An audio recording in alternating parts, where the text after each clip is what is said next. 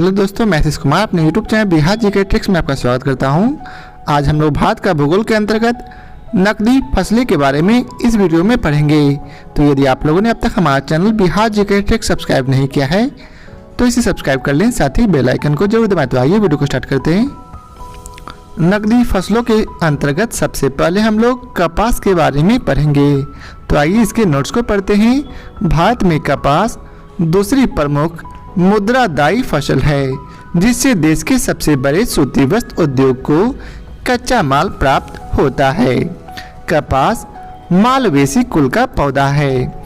कपास की विश्व में दो मुख्य प्रजातियां पाई जाती है। प्रथम देशज कपास एवं दूसरा अमेरिकन कपास। कपास भारत का देशज पौधा है। ऋग्वेद एवं मनुस्मृति जैसे प्राचीन ग्रंथों में भी इसका उल्लेख मिलता है। भारत विश्व का पहला देश है जहां कपास की संकर किस्म विकसित हुई थी, जिसके परिणाम स्वरूप वर्धित उत्पादन प्राप्त होता है। कपास की कृषि के लिए काली मिट्टी सर्वाधिक उपयुक्त मानी जाती है।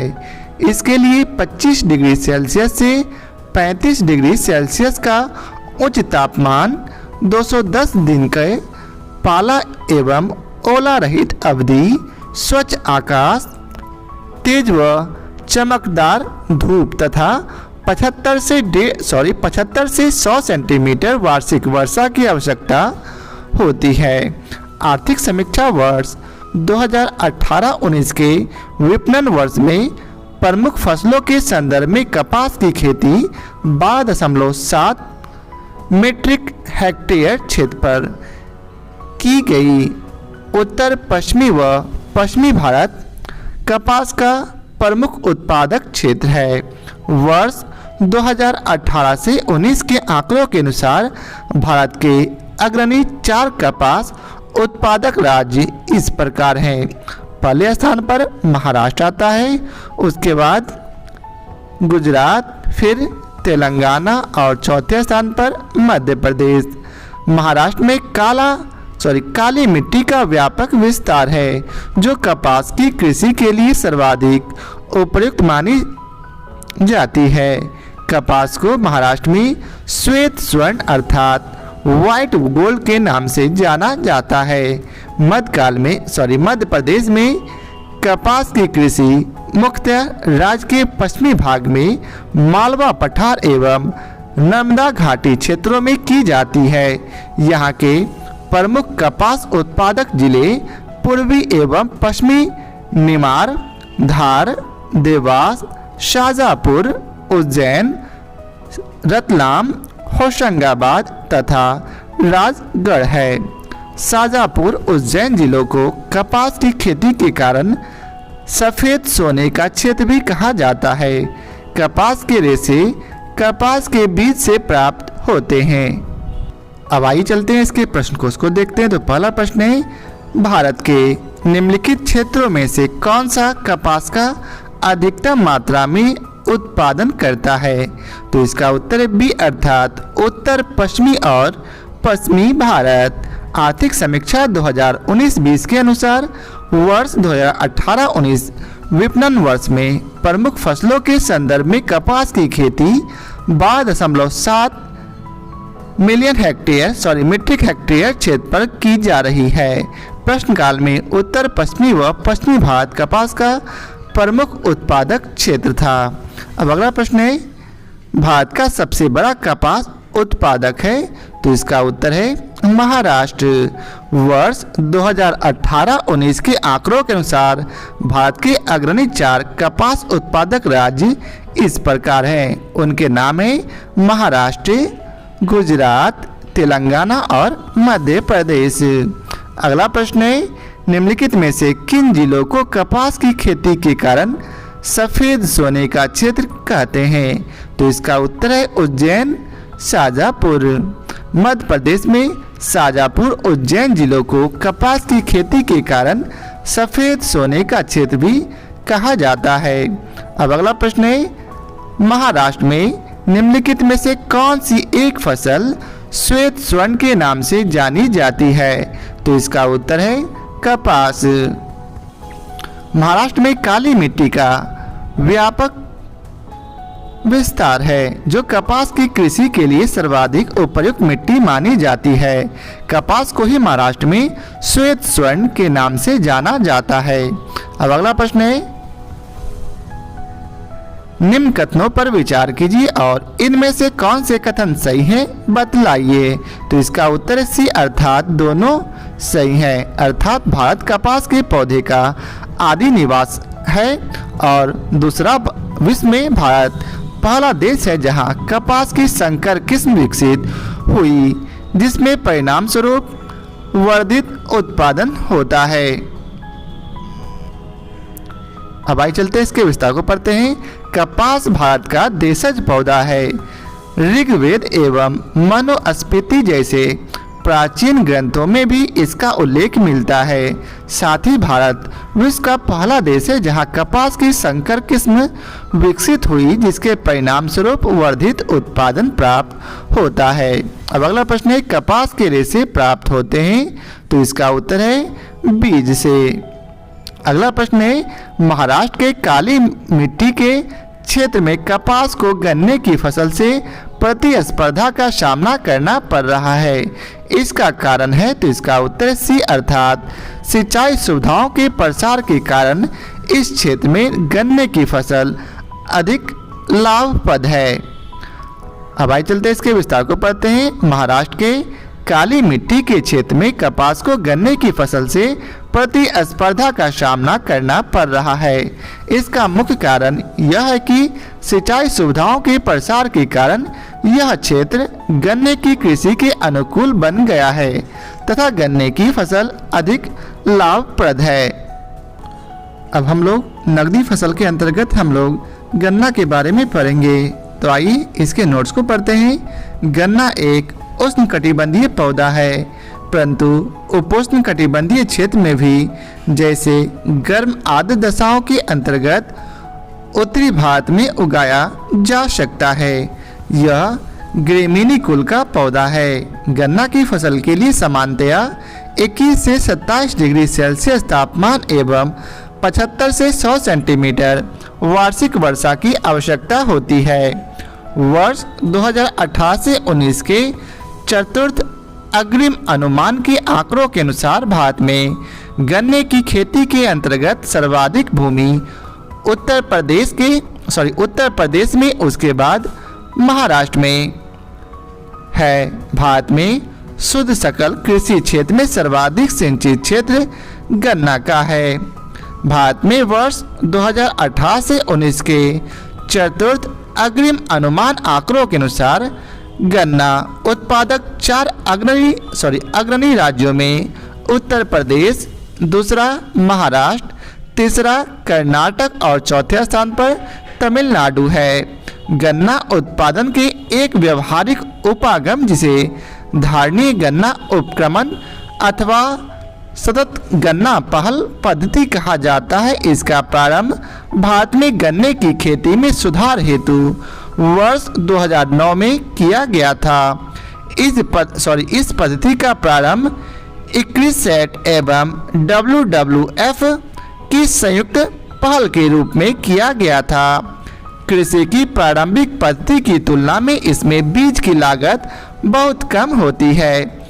इस पद्धति में चुयन अर्थात ड्रिप सिंचाई का प्रभावकारी प्रयोग हो सकता है तथा कृषि की पारंपरिक पद्धति की तुलना में अंतराशयन की ज़्यादा गुंजाइश है।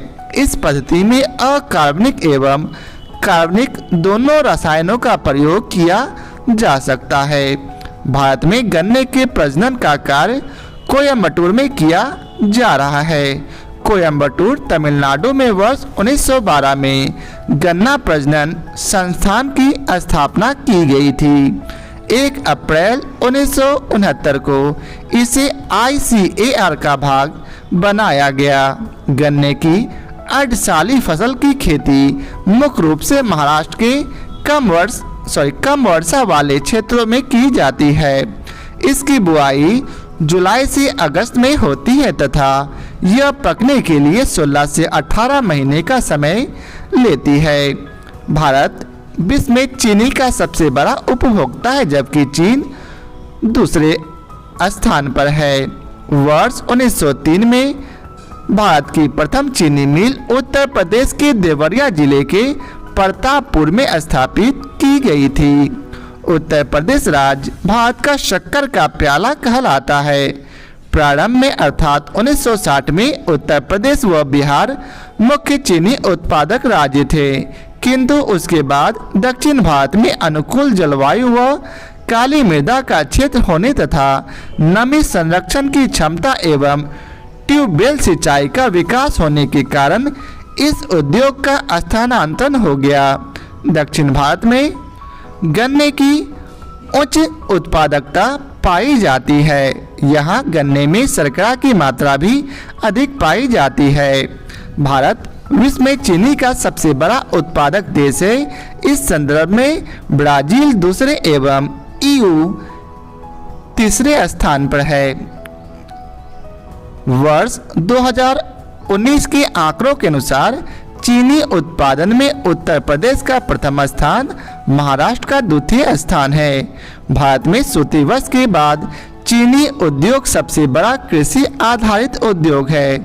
संयुक्त राज्य अमेरिका के कृषि विभाग के आंकड़ों के अनुसार विपणन वर्ष 2018-19 में विश्व में चीनी का कुल उत्पादन 178 मिलियन टन अनुमानित है, जिसमें भारत का हिस्सा 33.07 मिलियन टन तथा ब्राजील का हिस्सा 29.50 मिलियन टन रहा। ब्राजील से चीनी का निर्यात 19.6 मिलियन टन था। वर्ष 2018-19 में भारत में चीनी का उत्पादन विश्व उत्पादन का 18.48% था। अब आइए चलते इसके प्रश्न कोश को देखते हैं। तो पहला प्रश्न है, भारत के किस राज्य में गन्ने की खेती के अंतर्गत सबसे अधिक भूमि है? तो इसका उत्तर है उत्तर प्रदेश में। वर्ष 2018 से 19 के चतुर्थ अग्रिम अनुमान के आंकड़ों के अनुसार भारत में गन्ने की खेती के अंतर्गत सर्वाधिक भूमि उत्तर प्रदेश में, उसके बाद महाराष्ट्र में है। अब अगला प्रश्न है, भारत की निम्न फसलों में से किस फसल के अंतर्गत उसके शुद्ध सकल कृषि क्षेत्र के सिंचित क्षेत्र का सर्वाधिक प्रतिशत है? तो इसका उत्तर है गन्ना का। प्रश्न काल में विकल्प डी सही उत्तर था। वर्ष 2014 से 15 के आंकड़ों के अनुसार विकल्प में दी गई फसलों का उनके शुद्ध सकल कृषि क्षेत्र में सिंचित क्षेत्रों का प्रतिशत निम्नानुसार है, जिसे आप यहाँ देख सकते हैं। अब अगला प्रश्न है, भारत में 4 गन्ना उत्पादक राज्यों का घटते हुए क्रम में सही उत्तर चुनिए। तो इसका सही उत्तर है बी, अर्थात सबसे अधिक है उत्तर प्रदेश, उसके बाद क्रमशः महाराष्ट्र, तमिलनाडु और आंध्र प्रदेश है। अब अगला प्रश्न है, भारत में सर्वाधिक गन्ना पैदा करने वाला राज्य है? तो उत्तर प्रदेश। अगला प्रश्न है, भारत के किन राज्यों में गन्ना सबसे ज़्यादा पैदा होता है? तो इसका उत्तर है बिहार एवं उत्तर प्रदेश में। वर्ष 2018 से 19 के आंकड़ों के अनुसार सर्वाधिक गन्ना उत्पादक 7 राज्यों का क्रम इस प्रकार है। पहले स्थान पर उत्तर प्रदेश, उसके बाद क्रमशः महाराष्ट्र, कर्नाटक, तमिलनाडु, गुजरात, बिहार एवं पंजाब है। अगला प्रश्न है, गन्ना उत्पादन 2013 में राज्यों का सही अवरोही क्रम है? तो इसका उत्तर है बी, अर्थात पहले स्थान पर उत्तर प्रदेश, उसके बाद घटते क्रम में क्रमशः दूसरे स्थान पर महाराष्ट्र, तीसरे स्थान पर कर्नाटक और चौथे स्थान पर हरियाणा है। अब अगला प्रश्न है, निम्न कथनों पर विचार कीजिए, इनमें से कौन सा कथन सही है? तो इसका उत्तर है ए, अर्थात 1 और 2 सही है। अर्थात विश्व में चीनी उत्पादन में भारत का हिस्सा 15% से अधिक है और 2 में बतलाया गया है भारत में चीनी उद्योग दूसरा सबसे बड़ा कृषि आधारित उद्योग है। अब अगला प्रश्न है, शक्कर नगर चीनी का एक प्रमुख उत्पादक केंद्र है, तो यह कहाँ है? तो यह है आंध्र प्रदेश में। प्रश्नकाल के दौरान शक्कर नगर, जो कि चीनी का एक प्रमुख उत्पादक केंद्र है, आंध्र प्रदेश राज्य में अवस्थित था। वर्तमान में यह तेलंगाना राज्य में स्थित है। अब अगला प्रश्न है, कौन सा राज्य भारत का शक्कर का प्याला कहलाता है? तो इसका उत्तर है उत्तर प्रदेश। उत्तर प्रदेश राज्य भारत का शक्कर का प्याला कहलाता है। अब अगला प्रश्न है, भारत के निम्न राज्यों में से किसे चीनी का कटोरा कहा जाता है? तो इसका उत्तर भी हम लोगों ने पढ़ा, उत्तर प्रदेश। उत्तर प्रदेश को भारत का चीनी का कटोरा कहा जाता है। यह गन्ने का सबसे बड़ा उत्पादक राज्य है तथा वर्ष 2018 से 19 में चीनी का भी सबसे बड़ा उत्पादक है। अब अगला प्रश्न है, 1903 में भारतवर्ष की प्रथम चीनी मिल स्थापित की गई कहाँ? तो इसका उत्तर है प्रतापपुर में। वर्ष 1903 में भारतवर्ष की प्रथम चीनी मिल उत्तर प्रदेश के देवरिया जिले के प्रतापपुर में स्थापित की गई थी। अब अगला प्रश्न है, किन कारणों से उत्तरी भारत के दक्षिणी भारत में चीनी उद्योग के स्थानांतरण में सहायता की? तो इसका उत्तर है सी अर्थात 1, 2 और 3। तो आइए पढ़ते हैं 1, 2 और 3 को। तो 1 में बतलाया गया है गन्ने का प्रति एकड़ स्तर उत्पादन, दूसरा गन्ने में शर्करा का अधिक होना और तीसरा पेराई का अधिक लंबा मौसम। उत्तरी भारत से दक्षिणी भारत में चीनी उद्योग के स्थानांतरण में दक्षिण भारत में गन्ने की उच्च उत्पादकता, गन्ने में शर्करा की मात्रा का अधिक होना और पेराई के लिए लंबा मौसम का होना ने बड़ा योगदान किया है। अब अगला प्रश्न है, गन्ने में प्रजनन का कार्य किया जा रहा है? तो इसका उत्तर है कोयम्बटूर में। गन्ने में प्रजनन का कार्य कोयम्बटूर में किया जा रहा है। कोयम्बटूर तमिलनाडु में वर्ष 1912 में गन्ना प्रजनन संस्थान की स्थापना की गई थी। 1 अप्रैल 1969 को इसे ICAR का भाग बनाया गया। अब आइए चलते हैं अगले प्रश्न पर। तो अगला प्रश्न है, गन्ने का बीज उत्पादित किया जाता है? तो इसका उत्तर है SBI कोयम्बटूर में। अगला प्रश्न है, गन्ने की अर्धशाली फसल पकने के लिए समय लेती है कितने माह की? तो 18 माह की। गन्ने की अर्धशाली फसल की खेती मुख्य रूप से महाराष्ट्र के कम वर्षा वाले क्षेत्रों में की जाती है। इसकी बुआई जुलाई अगस्त में होती है तथा यह पकने के लिए 16 से 18 महीने का समय लेती है। अब अगला प्रश्न है, कथनों पर विचार कीजिए। कथन ए में बतलाया गया है चीनी उद्योग दक्षिण भारत में सबसे अधिक विकसित है। वहीं कारण बी में बतलाया गया है कि गन्ने के प्रति हेक्टेयर पैदावार तथा गन्ने के रस की मात्रा दक्षिण राज्यों में अधिक होती है। तो इसका उत्तर है ए अर्थात कथन ए और कारण आर दोनों सही है और ए का सही स्पष्टीकरण आर है। चीनी उद्योग दक्षिण भारत में अधिक विकसित है।